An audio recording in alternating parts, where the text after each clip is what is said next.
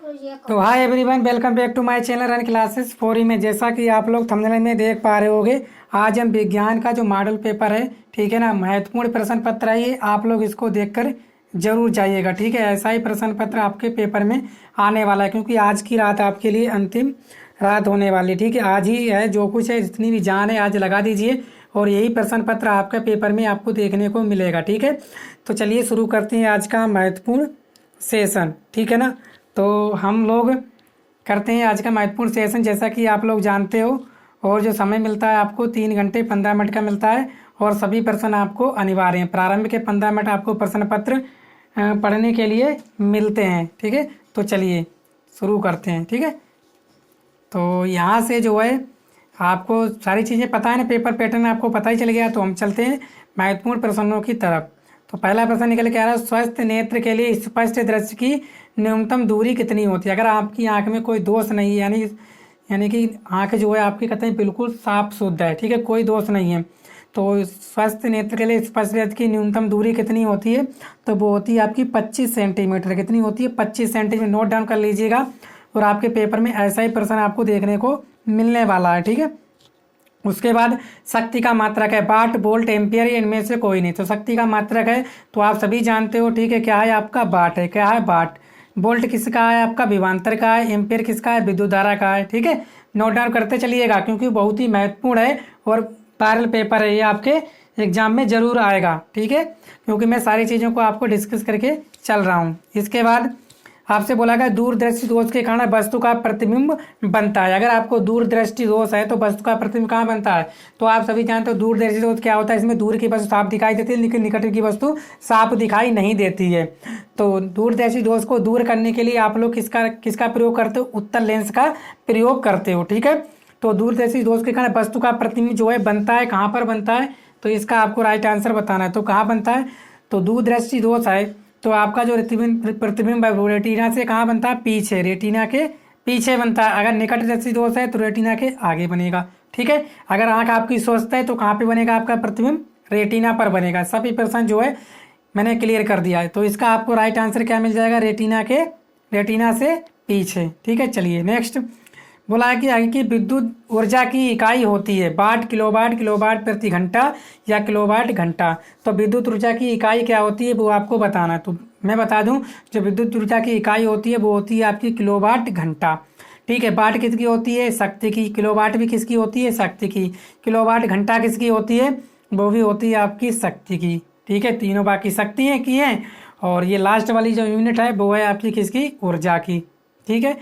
Next 5वां प्रश्न बोला गया है कि यह गतिमान आवेशित कण उत्पन्न करता है, केवल चुंबकीय क्षेत्र, केवल विद्युत क्षेत्र, चुंबकीय विद्युत क्षेत्र दोनों, या उपयुक्त में से कोई नहीं। तो गतिमान आवेश है, यानी कि आवेश जो है आपका चल रहा है, तो आपका ऑप्शन नंबर सी इसका बिल्कुल सही हो जाएगा। चुंबकीय व विद्युत क्षेत्र दोनों उत्पन्न करता है, ठीक है। स्थिर आवेश है तो केवल चुंबकीय क्षेत्र होगा, ठीक है ना। अगर आपका आवेश क्या है? गतिमान है तो केवल चुंबकीय क्षेत्र होगा। अगर स्थिर आवेश है तो क्या है आपका? केवल विद्युत क्षेत्र है। गतिमान आवेश कण उत्पन्न करते हैं, यानी कि आपका आवेश जो चल रहा है तो विद्युत व चुंबकीय क्षेत्र दोनों करता है, ठीक है। तो इसका राइट आंसर हो जाएगा ऑप्शन नंबर सी, चुंबकीय व विद्युत क्षेत्र दोनों, ठीक है। चलिए नेक्स्ट बोला गया विद्युत मोटर परिवर्तित करता है रासायनिक ऊर्जा को विद्युत ऊर्जा में, ध्वनि ऊर्जा को विद्युत चुंबकीय ऊर्जा में, यांत्रिक ऊर्जा को विद्युत ऊर्जा में, यांत्रिक ऊर्जा को प्रकाश ऊर्जा में। तो विद्युत मोटर जो है वो किस ऊर्जा को किस ऊर्जा में परिवर्तित करता है? तो विद्युत मोटर आपका यांत्रिक ऊर्जा को विद्युत ऊर्जा में परिवर्तित करता है, यांत्रिक ऊर्जा को विद्युत ऊर्जा में। ऑप्शन नंबर सी बिल्कुल आपका सही आंसर है, ठीक है ना। तो आप लोग समझ पाए ना, तो इसे प्रश्न आपको देखने को मिलेंगे, ठीक है ना। तो चलिए नेक्स्ट देखते हैं हम लोग। नेक्स्ट सवाल क्या है आपका? बोला गया विद्युत आवेश का मात्रक है, कूलाम, एम्पियर, जूल या इनमें से कोई नहीं। तो आप सभी जानते हो, ठीक है ना, जब विद्युत आवेश का मात्रक क्या होता है वो होता है आपका कूलाम। एम्पियर किसका होता है? विद्युत धारा का। जूल किसका होता है? विद्युत ऊर्जा का, ठीक है। नेक्स्ट प्रश्न 8वां बोला गया है कि एसिटिक अम्ल में कितने अम्लीय हाइड्रोजन परमाणु होते हैं? तो एसिटिक अम्ल में कितने अम्लीय हाइड्रोजन परमाणु होते हैं? 1, 2, 3, 4, ठीक है। कितने होते हैं? तो इसका आपको राइट आंसर बताना है, ठीक है ना। तो कितने होते हैं? वो होते हैं आपके 1, ठीक है। जैसे आपने फार्मूला लिखा CH3COOH, आपसे अम्लीय हाइड्रोजन परमाणु पूछे तो कितना? H, एक ही तो है, तो एक आपका जो है राइट आंसर हो गया, ठीक है। यही तो भाई H पॉजिटिव।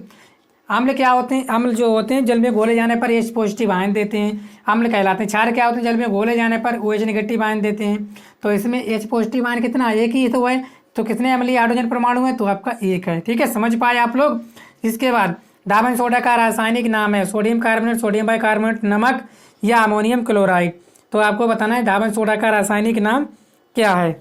तो रासायनिक नाम क्या है तो आपको बताना है। ठीक है, तो इसका जो रासायनिक नाम होता है वो होता है आपका सोडियम कार्बोनेट। इसका फार्मूला क्या होता है आपका? Na2CO3 × 10H2O। तैयार कर लीजिएगा, आपका इंपॉर्टेंट है और आपसे पूछा भी जाएगा। सोडियम बाइकार्बोनेट का क्या होता है? NaHCO3। नमक का क्या होता है? नमक का होता है NaCl। अमोनियम क्लोराइड का क्या होता है आपका? NH4Cl। ठीक है, क्लियर हुआ। हमने सभी प्रश्न आपको खोल के बता दी, ऐसा ही पेपर आपको देखने को मिलने वाला है। इसके बाद शुद्ध जल का pH मान होता है 0, 1, 7, 14। तो शुद्ध जल का मान होता है आपका कितना? 7। 14 होगा तो क्षार का होगा, लेकिन जल क्या होता है? जल का कोई रंग नहीं होता है और उसका कोई स्वाद भी नहीं होता। कैसा होता है आपका? स्वादहीन होता है। शुद्ध जल का pH मान कितना होता है आपका? 7। ठीक है ना, तो आप लोग समझ पाए। इसके बाद नेक्स्ट बोला गया है कि आधुनिक आवर्ती वर्गीकरण का आधार है परमाणु भार, परमाणु क्रमांक, संयोजकता या रासायनिक क्रियाशीलता। तो आधुनिक आवर्ती वर्गीकरण का आधार आपका क्या है? परमाणु क्रमांक। ऑप्शन नंबर बी इसका बिल्कुल सही आंसर है। ठीक है, तो उम्मीद करता हूँ आप लोग समझ पाए होंगे और सारे प्रश्न आपके लिए बहुत ही महत्वपूर्ण हैं। तो आप लोग इनको तैयार करके जरूर जाइएगा एग्जाम में, क्योंकि यही आपका वायरल पेपर है और ऐसे पेपर आपको देखने को मिलेंगे। 12वां प्रश्न बोला गया है कि 12वां प्रश्न क्या बोला गया है कि निम्नलिखित में कौन सी धातु अम्ल से हाइड्रोजन विस्थापित नहीं करती? ZnCu, Ag या Hg। तो आपकी निम्नलिखित कौन सी धातु अम्ल से हाइड्रोजन विस्थापित नहीं करती है? तो 12वें का आप लोग सही आंसर बताइएगा कौन सी। तो वो है आपकी Cu। कौन सी है आपकी? कापर। कौन सी है आपकी? कापर, याद रख लेना। इसके बाद 13वां एथिल अल्कोहल का आयुपेशी नाम क्या है? तो आपको बताना है कि एथिल अल्कोहल का आयुपेशी नाम क्या होता है?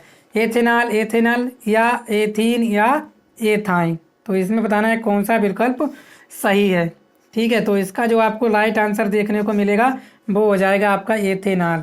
विकल्प नंबर कौन सा? पहला। ठीक है, एथेनॉल का फार्मूला क्या होता है आपका? CH3CH2OH।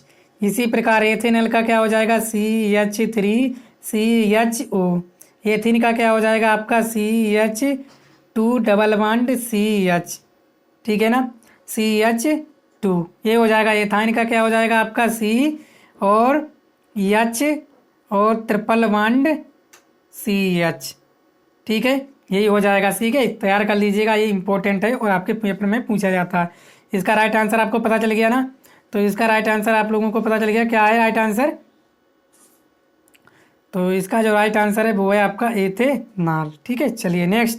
पल्मोनरी सिरा रक्त लाती है दाएं लिंब में, बाएं लिंब में, बाएं निलय में। ठीक है ना, दाएं निलय में। तो आप लोग इसका राइट आंसर बताइएगा कि यहाँ से आपकी पल्मोनरी सिरा रक्त को लाती है।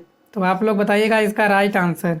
ठीक है, बहुत ही महत्वपूर्ण प्रश्न है और आपके एग्जाम में कई बार नहीं 1000 बार आया हुआ पेपर में है। ठीक है, जब से आपके बोर्ड एग्जाम शुरू हुए तब से ये लगातार आ रहा है। तो आप लोग ऐसे प्रश्नों को बिल्कुल छोड़कर मत जाइएगा। ठीक है ना, तो कहाँ से लाती है?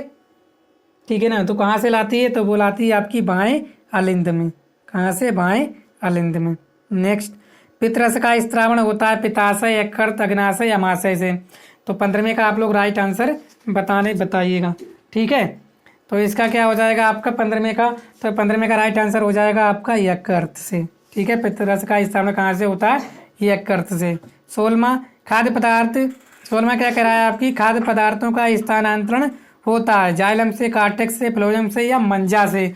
तो खाद्य पदार्थ का जो है पदार्थों का स्थानांतरण होता है आपका फ्लोएम से। ठीक है, और जल का जाइलम से।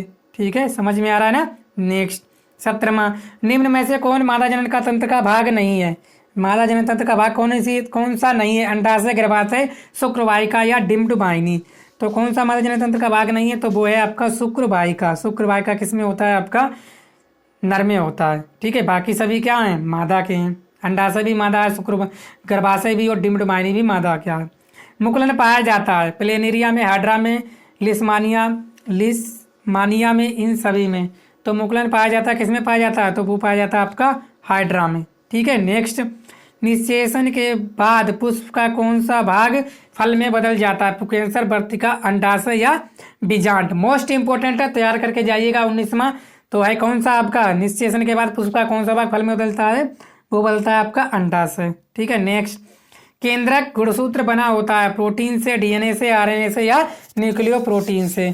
तो केंद्रक गुणसूत्र बना होता है आपका न्यूक्लियो प्रोटीन से। तो ये थे आज के हमारे 20 महत्वपूर्ण बहुविकल्पीय प्रश्न। आपके बोर्ड एग्जाम में 100% इसमें से देखने को आपको जरूर मिलेगा। तो आप लोग इस वीडियो को जरूर शेयर कीजिएगा, और चैनल पर पहली बार है चैनल को सब्सक्राइब भी कर लीजिएगा, क्योंकि सभी दोस्तों को ऐसा ही वीडियोज मिलता रहे, तैयारी उनकी जबरदस्त होती रहे। ठीक है, नेक्स्ट, वर्णनात्मक प्रश्न है, आप लोग इनको तैयार करके जाइएगा।